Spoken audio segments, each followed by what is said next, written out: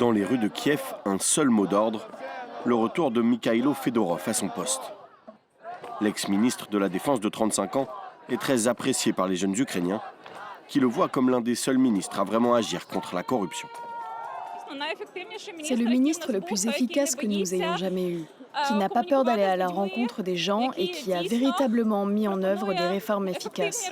Nous n'avons pas 6 mois de plus pour constituer une nouvelle équipe, mettre en œuvre de nouvelles réformes ou permettre au nouveau ministre de se familiariser avec son poste.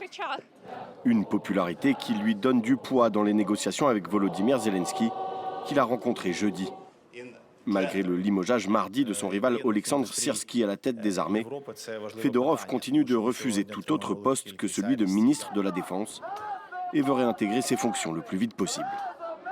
Le limogeage de Syrski n'était qu'une demi-mesure. C'était une bonne décision car elle a éliminé la cause profonde d'un problème. Mais nous voulons aussi un ministre de la Défense efficace.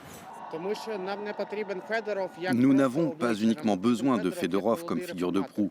Nous avons besoin de Fedorov en tant que jeune réformateur.